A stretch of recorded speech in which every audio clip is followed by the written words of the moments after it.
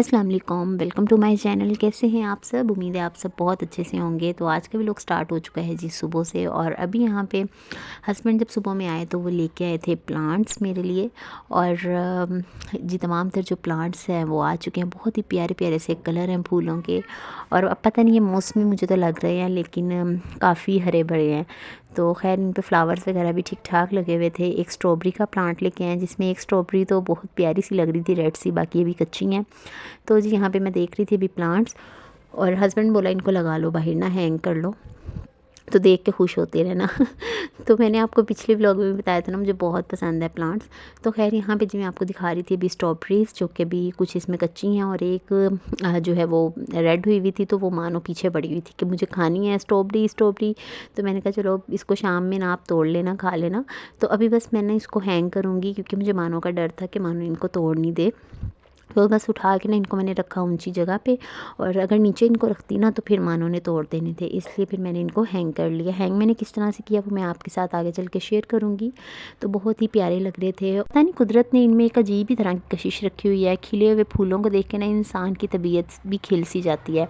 तो अभी यहाँ पर मैं रस्सी ढूंढती रही हूँ, मुझे नहीं मिली। फिर मैंने इस तरह से ना इनको हैंग कर लिया है। इस दीवार पर ना धूप भी आती है, तो ये जगह ना बिल्कुल परफेक्ट रहती थी। हस्बैंड कह रहे थे ग्रिल के साथ बांध लो, लेकिन मैंने कहा नहीं, यहाँ पर ना इस तरह से ही मैं इसको हैंग कर देती हूँ। तो इससे यह है कि मानों से भी बचे रहेंगे और प्यारे भी लग रहे थे वॉल पे ना। तो वो स्ट्रॉबेरी जो थी वो मानों ने हार्वेस्ट कर ली थी, खा ली उसने तोड़ के, और बाकी जो स्ट्रॉबेरीज़ हैं वो भी खुद ही पक जाएंगी।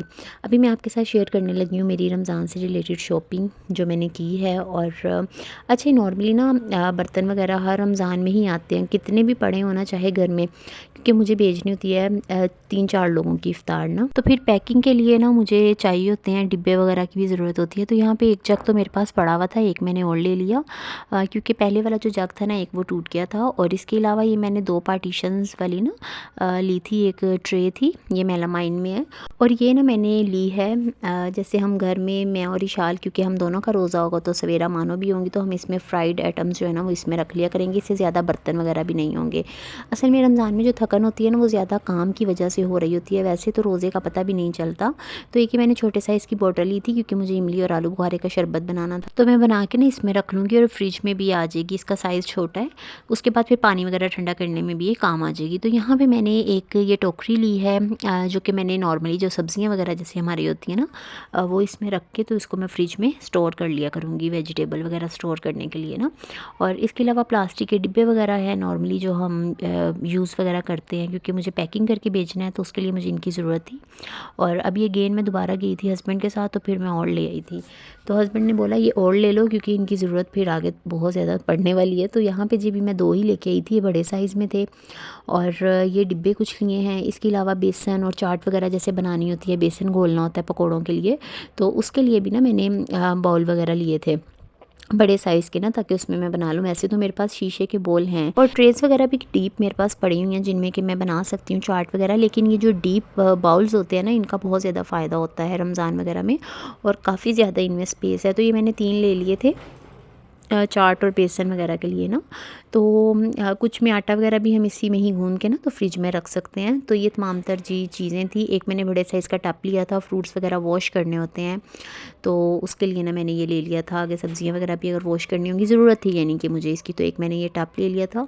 तो ये मैंने छोटी सी अपनी जो थी शॉपिंग वो की, लेकिन शॉपिंग मेरी अभी भी ख़त्म नहीं हुई थी। फिर मैंने दोबारा जब मैं हस्बैंड के साथ गई हूँ अपनी लेने के लिए पेंट्री वगैरह, जो मैंने राशन वगैरह लेना था, तो वो फिर मैंने उस दिन भी फिर मैंने बाउल वगैरह ले लिए थे।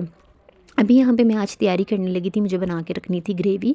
इसके लिए ना मैंने यहाँ पे 3 पाव के करीब टमाटर ले लिए थे, और 1 किलो ना मैंने ले लिए थे प्याज। इनको मैंने छील लिया था, और टमाटरों को धो के ना इसके ऊपर वाला जो पार्ट था उसको मैंने कट कर लिया था। आधा पाव ना यहाँ पे मैंने लिया है लहसुन और अदरक। अदरक के मैंने छोटे छोटे से टुकड़े कर लिए थे, और लहसुन को भी मैंने मोटा मोटा चॉप कर लिया था। अब ये तमाम तर चीज़ों को मैं पकने के लिए रख दूँगी। इनमें मैंने 400 ml के करीब इसमें पानी ऐड कर दिया था, क्योंकि प्याज का भी पानी रिलीज़ होगा और टमाटर का भी होगा। तो मुझे तब तक इनको पकाना है जब तक कि प्याज ट्रांसपेरेंट ना हो जाए और टमाटर इतने गल जाएँ कि इनके जो छिलके हैं वो सेपरेट होना स्टार्ट हो जाएँ। तो बस इसमें मैंने ये 1 मग ना डाल दिया था पानी का, और अब मैं इसको कवर करके रख दूँगी पकने के लिए। तो ये यहाँ पे मैंने पकने के लिए रख दिया है। दूसरी साइड पे मैंने दूध रखा हुआ था बॉयल होने के लिए। तो ये जी काम मेरा हो गया है, और अब मैं आपको दिखा रही हूँ कि आप किस तरह तरह से ग्रेवी को घर में बना के ना आप स्टोर कर सकते हैं। तो उसके लिए यहाँ पे मैंने जो छिलके थे उनको मैंने रिमूव कर लिया और प्याज ना बहुत अच्छे से गल गए थे, ट्रांसपेरेंट से हो गए थे। तो अब मैं तमाम तर चीज़ों को ना चॉप कर लूँगी। आपके पास ब्लेंडर है तो आप ब्लेंडर में डाल के ना इसको ब्लेंड भी कर सकते हैं। तो ये स्लिप हो रहा था काफ़ी ज़्यादा ना, तो इसके नीचे मैंने कपड़ा रख लिया था, उससे यह है कि ये स्लिप होना ना बंद हो गया था। तो यहाँ पे अच्छे से मैंने जो तमाम तर पेस्ट है वो रेडी कर लिया है। अगेन इसी तरह से ही मैं दोबारा तमाम तर जो प्याज, टमाटर और लहसुन अदरक है इसका पेस्ट बना लूँगी। इसको जब आप बना के रख लेंगे ना तो फिर क्या होगा कि जब खाना बनाना होगा ना उस टाइम पे हमें मसाला नहीं बनाना पड़ेगा। प्याज छीलें, टमाटर छीलें, इन तमाम तर चीज़ों को ना फिर नहीं आपको काटना पड़ेगा। बस नीड के अकॉर्डिंग आपने जो क्यूब्स हैं वो ऐड कर देने हैं। घी या ऑयल जो भी आप यूज़ करते हैं वो डाल दें और इसमें मसाले डाल दें। बहुत कम टाइम ना लगता है। गोश्त वगैरह में भी आप इसको इस्तेमाल कर सकते हैं और सब्ज़ी वगैरह बनाने में भी ये काम आ जाती है। ग्रेवी को मैंने रख दिया था फ्रीज़र में सेट होने के लिए। मेरे पास थोड़ी सी इमली पड़ी हुई थी तो मैंने सोचा इसकी ना मैं इमली की चटनी बना के रख लेती हूँ। खट्टी मीठी सी चना चाट में या दही बड़ों में ना काम आ जाएगी। तो ये थोड़ी सी क्वांटिटी में मैंने बनाई, लेकिन आज रात में मैंने बनाए रोल पराठे तो ये उसमें ही इस्तेमाल हो गई। तो फिर मुझे दोबारा बनानी पड़ेगी। तो क्योंकि इसमें इतना टाइम नहीं लगता इसलिए मैंने सोचा चलें दोबारा से बना लूँगी मैं ना। तो इंशाल्लाह आपके साथ फिर उसकी रेसिपी शेयर करूँगी। तो यहाँ पे चटनी देखिए इमली की ना खट्टी मीठी सी तैयार हो गई थी। और साथ ही मैंने बनाई थी केचप। केचप की रेसिपी मैंने इसलिए शेयर नहीं की, इसकी रेसिपी ऑलरेडी मेरे चैनल पे मौजूद है।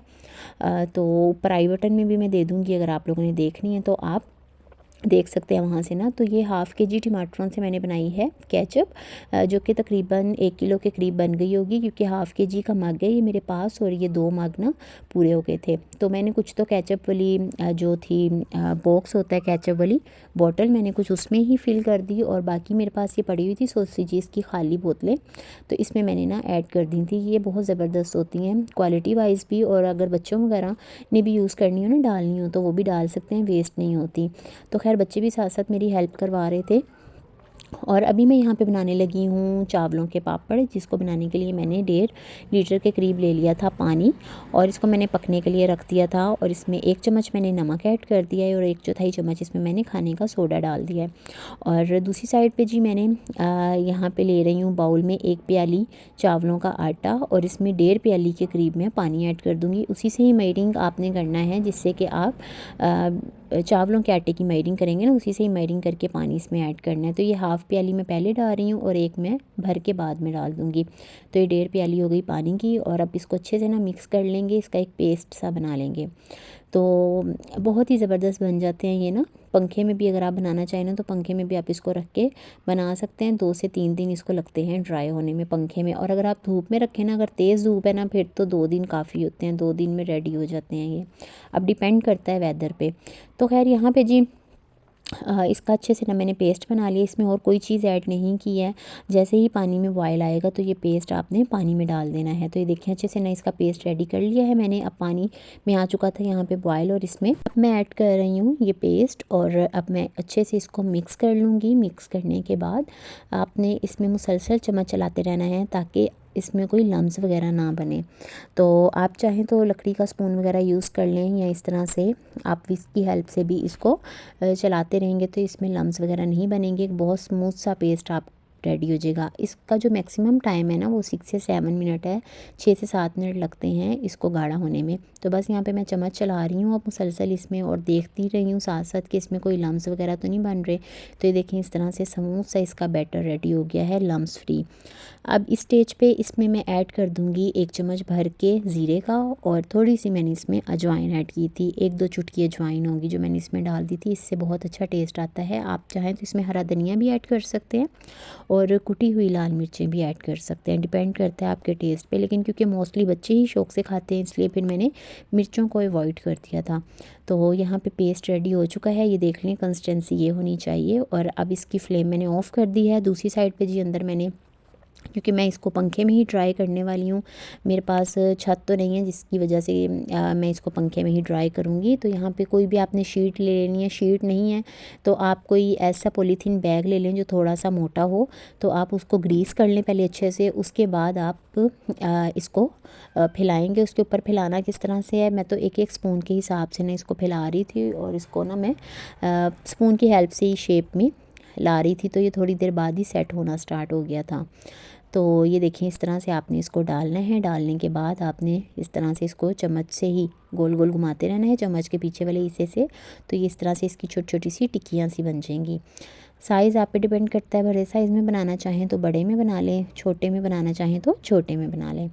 तो इसी तरह से तमाम तर जो पापड़ हैं उनको मैंने बेसन की ना फुल्की वगैरह और ये तमाम तर चीज़ें मैंने नहीं बनाई थी, क्योंकि बच्चों को ना अचानक ही बस डेट शीट मिल गई है और रमज़ान में इनके एग्ज़ाम्स भी हैं बच्चों के। तो मेरा जो है ना वो थोड़ा सा इस तरफ से फिर जो ध्यान था ना या रुझान आप कह लें वो थोड़ा सा हट गया था, क्योंकि मैंने ही बच्चों को होम ट्यूशन भी देना होता है, तो इसलिए फिर उस साइड को भी मेरा अब थोड़ा सा माइंड हो गया है।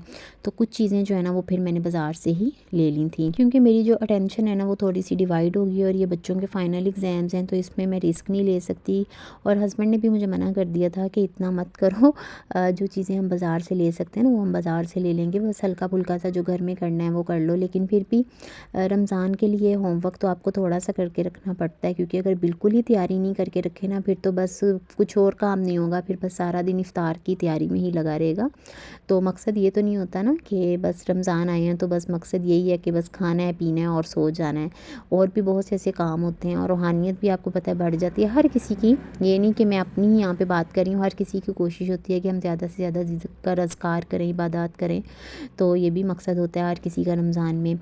तो इसलिए फिर उस हिसाब से ना मैंने फिर सोचा कि इतना अपने आप को थकाने की ज़रूरत नहीं है, क्योंकि मेंटली तौर पे भी मुझे हेल्दी रहना है और फ़िज़िकली तौर पे भी मुझे हेल्दी रहना है। तो मैं इस चीज़ का इतना स्ट्रेस ना लूँ अपने माइंड पे। तो यहाँ पे जी खैर अभी जो चावलों के पापड़ हैं वो मैं इसी तरह से बना रही हूँ, इसकी गोल गोल सी टिक्कियाँ बना रही हूँ।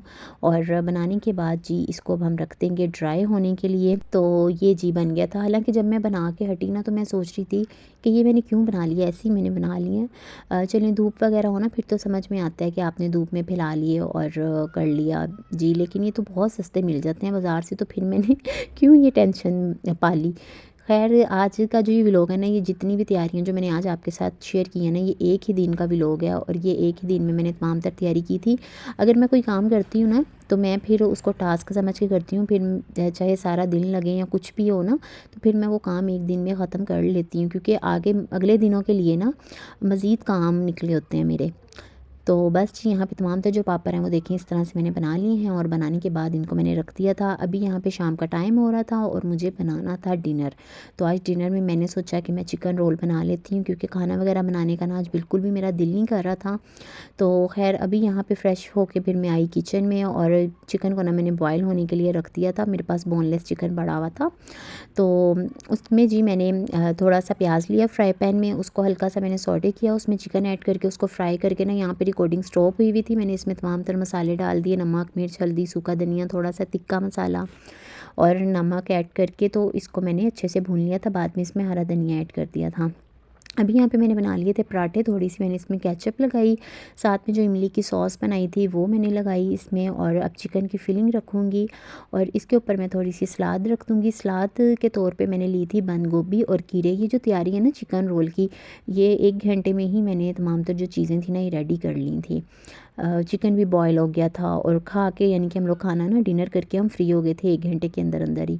तो यहाँ पे देखें जी तमाम तर जो रोल्स हैं ना वो मैं इस तरह से बना रही हूँ। और बच्चों को ना मैंने चीज़ को श्रेड करके ना उसकी भी फिलिंग कर दी थी, तो बहुत मज़े के चीज़ी चिकन टाइप ना रोल रेडी हो गए थे।